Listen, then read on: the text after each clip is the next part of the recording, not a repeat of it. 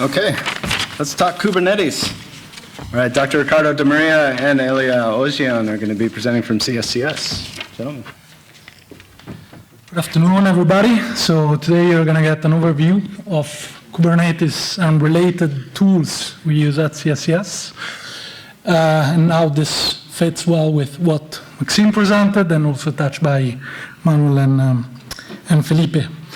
So we're going to get a very brief system overview. Kubernetes as infrastructure and multi-cluster design, an example of a service moved to Kubernetes, and GitOps at CSCS. Nothing is set in stone, so this might change what you're going to see today, and next time you might see something different, so please keep this in mind. Now, we have different infrastructure. We have flagship GPU, CPU, dedicated cluster for customer-specific, for example, WCG, MetaSwiss, CTN, SKA, OpenStack infrastructure as a service, and experimental hardware. This is to cope with different workloads from classic HPC, grid computing, interactive computing, such as Jupyter notebooks, that are coming from multiple customers. So we are trying to account for all the needs and requirements coming from them. And Pitstein served well until now, for the last 6 years. But now we are moving to a different system, ALPS, HPE Cray X. So the base technology is Shasta architecture and Slingshot. It's based, is following infrastructure as code approach, as Maxime said, with a multi-tenancy paradigm, and is designed from ground up for programmability of resources and workflow. We continue to support the classic supercomputing use case, but we add additional support for AI, machine learning, and data-driven workflow. This is a phased installation expansion, if you want. We are maybe not 10, 15, but already 20%. So this is 1,200 nodes, and it will be completed by next year. You heard already the versatile cluster. You can take that word and change with virtual, volatile. The concept is the same. We have an infrastructure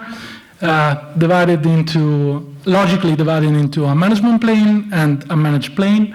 So the managed plane is the compute node that might have login nodes for user, and as Slurm control daemon, that is the one responsible for sending the jobs to the compute. Whereas in the management plane, we might have services like, indeed, Slurm, that might sit there as an interface to the outside world. And I'll focus on this later on, so please keep in mind this differentiation. So HPC and Kubernetes. So you have mainly, you can group the way to go in two. One is a full service within HPC, meaning you have whatever service and you try to put directly everything in HPC. This has security challenges to be faced.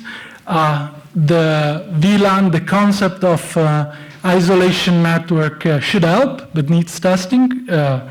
After the Slingshot upgrade we are performing. And other configuration between the management and managed plane might be needed. You might face also inefficiency on costly resources because you are moving microservices, parts of the old service that are burning your resources, and these compute nodes might not perform as good as what you expect. And of course, you're adding a virtualization layer that is basically adding complexity, especially on the network side. Or there is a second approach where you have a front end, if you want, service on external Kubernetes, and you have just compute on HPC. This targets an efficient use of the HPC resources. There is a necessity of workflow or job scheduler, so there might be an impact on the management plane, and this is what Felipe presented yesterday. We're trying to also face that challenge on moving those parts away from the management plane, and there is a necessity for of a middleware or an interface between the customer and compute. I'll leave the floor to. Yeah. So as Riccardo said, we have this need to move some services out of the machine, so out of apps. And doing this, we want to move it to Kubernetes because we identified many advantages, and some of them are, in principle, decoupling from the infrastructure. So we have, once we have the way of deploying the services to Kubernetes using, for example, Helm charts, we can then deploy on other infrastructures without knowing the underlying system. And it's an improvement. For example, for the storage part, we are now using Ceph, for example, as using the CSI container storage interface. And in the future, we can move to another storage solution in the backend, but all the software on top can stay the same at the Kubernetes level. Also, we gain the declarative configuration, so we can enforce a certain state. We can reuse the code that we use to deploy services. For instance, we containerized Dcache, and we redeployed a new instance of Dcache, just reusing the whole development that we did for WCG. We gain also load balancing, automated rollouts, rollbacks, all what Kubernetes can bring, self-healing, secret management, integrating with other secret management tools like Vault, for example, observability, easily taking metrics from Kubernetes, and a big plus is the disaster recovery and the ability to redeploy all the state of a cluster just with a push of a button. In our case, we leverage Argo CD for this. But it's all nice, but there are also some challenges that we have to deal with, and it is a complex system, as many of you already know, and it adds moving parts and layers that needs to be taken care of, and especially regarding the network. Working with ingresses on TCP on some specific workloads, it's not easy sometimes, and this is something that we had to deal with. And security is also a topic that we need to focus on now. At CSCS, we are leveraging two main tools for the Kubernetes infrastructure. So we decided to move towards Rancher and Harvester for some part of the Kubernetes infrastructure, using Rancher as the Kubernetes cluster orchestrator. So all the clusters that we are going to spin up are managed by Rancher. And it has the ability to run on bare metal, commodity hardware, or virtual infrastructures like Harvester and VMware. Harvester is actually, we can compare it a little bit to VMware, so it's running virtual machines, so it's really integrated with Rancher because it's actually developed by SUSE as well. And it also provides Longhorn storage, meaning that all the storage on the nodes of the Harvester cluster is like virtualized in a single storage that can then be used by Harvester virtual machines as storage, and by the Kubernetes clusters as storage classes, so for persistent volumes. We want to specify that for Rancher and for Harvester, we are using dedicated hardware, so it's servers dedicated to this. A closer look to Harvester. So it is actually a cluster, which it's a Kubernetes cluster itself running KubeVirt in order to run these virtual machines on top of it. And these are physical servers, the nodes, and we have two networks. the management network and the VLAN network is how we differentiate them. The management network is interconnecting the nodes, and it's used, for example, to move virtual machine to one node to the other. And the VLAN network is where the actual traffic of the virtual machine it's flowing. Just for instance, the harvester VMs are provisioned using HPC boot, and they fetch their configuration and they use Cloud Init to do the provisioning of the virtual machine. And they just have a single network, which is the one that we specify when we deploy it. So, for example, here, you see the cursor? Okay. We have the ability of running, for example, the CSCS production cluster, which is spanning over these nodes. But then we can also label nodes and say, okay, production nodes are just the first 6 nodes, and the VMs of that cluster will move to that nodes. So we can separate things. Okay. We have some different scenarios. We identified 3 main scenarios: the bare metal scenarios, the virtual scenarios, and the Alps scenario. So the bare metal is where we want to run on commodity servers, so bare metal servers, and for application-specific kind of application, for example, for our Elasticsearch cluster, where we have local disks that we want to use of these nodes. Or another example is for where we need a lot of computing power or speed in the network, for example, for these Dcache instances for the different workloads. Regarding the virtual harvester, it's the quickest way to provision a cluster, and we can really spin up cluster for playgrounds or for any specific need or customer need.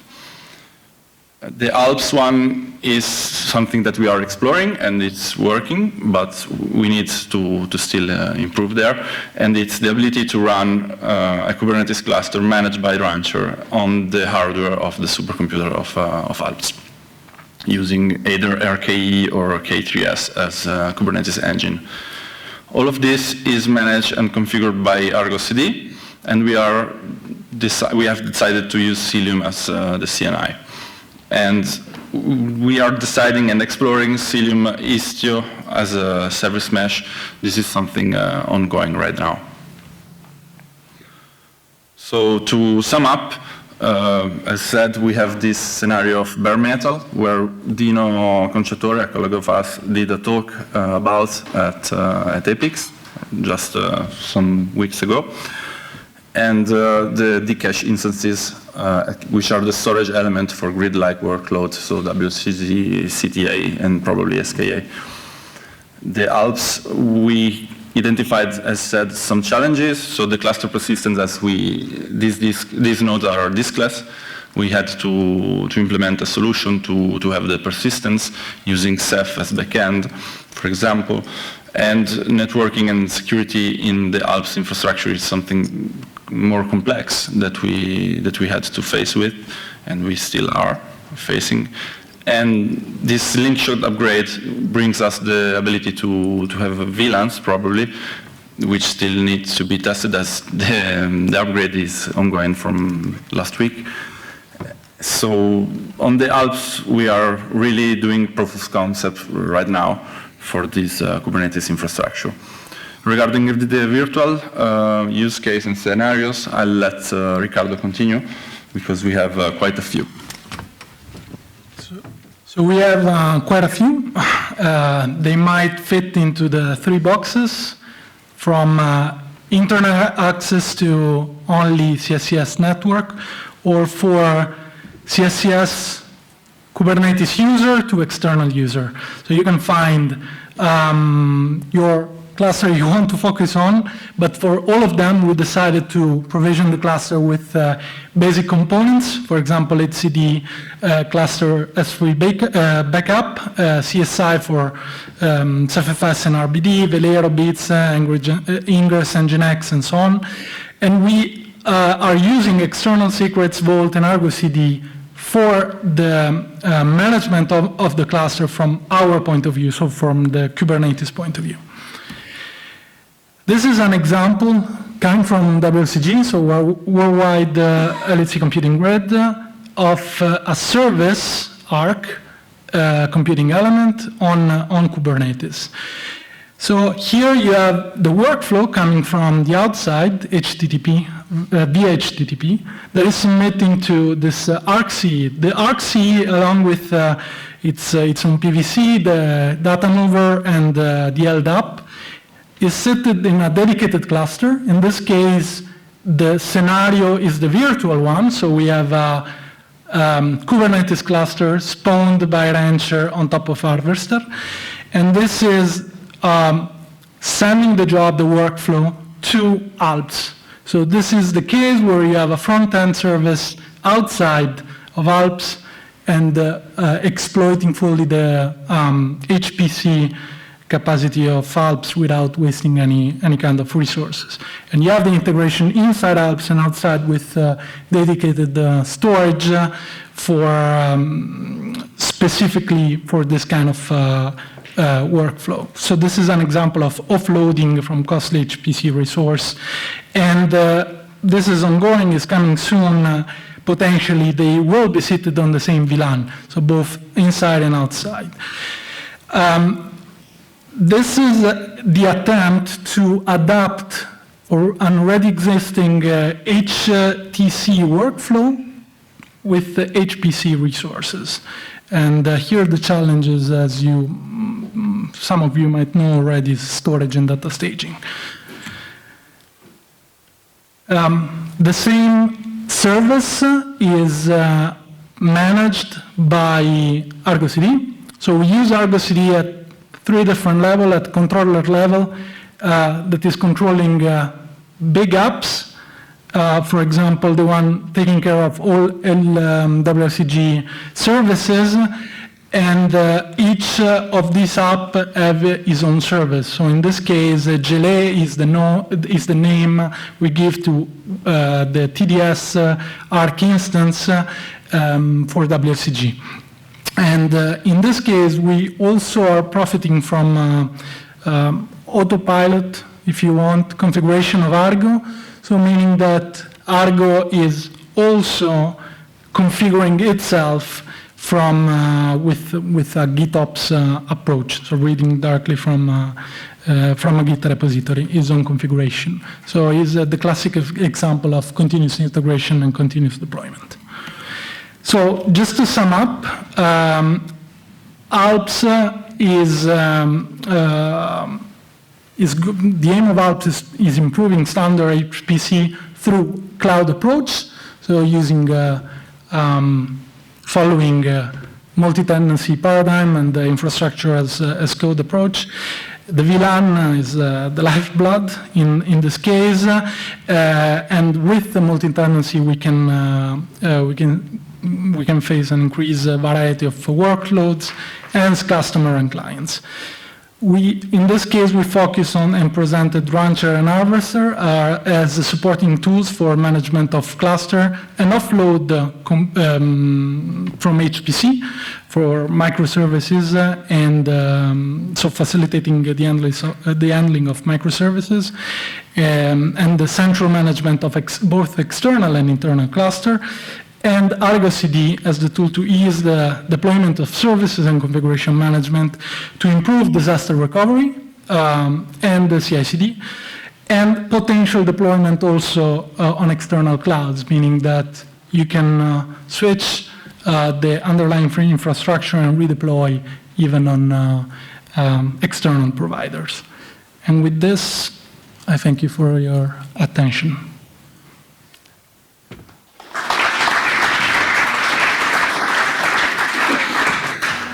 Tagadam pam pam tagadam tagadam tagadam pam pam tagadam tagadam pam pam pam